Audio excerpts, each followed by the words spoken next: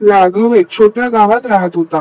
गावाच्या बाहेर एक जुनाट वाडा होता, ज्याची चर्चा गावकऱ्यांमध्ये भीतीच्या गोष्टींनी नेहमीच होत असे.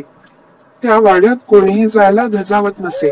लोक म्हणत की तिथे काहीतरी अनाकलनीय आहे, जिथे एकदा गेलेला माणूस परत येत नाही.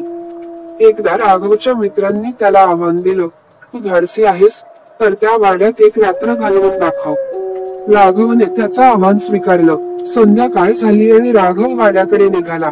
त्याच्या मनात थोडी भीती होती, पण त्याला धाडस दाखवायचं होतं. वाड्याजवळ पोहोचल्यावर त्यानं पाहिलं की वाडा खूपच जुना आणि उद्ध्वस्त अवस्थेत होता. दरवाजे अर्धवट उघडलेले होते.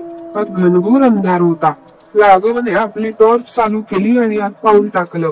आत गेल्यावर त्याला एक विचित्र थंडगार जाणवली. वातावरणात काहीतरी विचित्र होतं. त्याने एका कोपऱ्यात एक जुनी खुर्ची पाहिली आणि तिथे बसण्याचा प्रयत्न केला.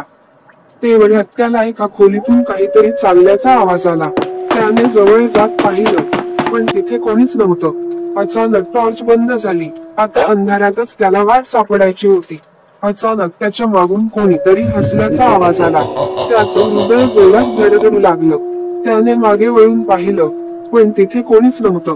तो भीतीने थरथरत होता, पण तसाच पुढे चालू लागला. प्रत्येक पावलासोबत त्याला असं वाटू लागलं की कोणीतरी त्याच्या मागे चालतंय. तो एका खोलीत शिरला. तिथे एका कोपऱ्यात एक मोठा आरसा होता. त्याने टॉर्च चालवली आणि आरशात पाहिलं.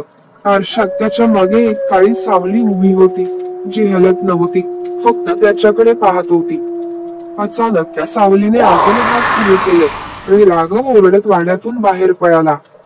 गावात परतल्यावर तो मित्रांना काहीच सांगू शकला नाही, पण त्या रात्रीनंतर तो कधीच आधीसारखा राहिला नाही.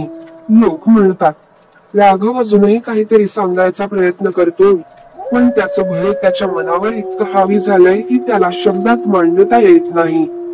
वाड्यात जे काही होतं ते आजही अनाकलनीय आहे.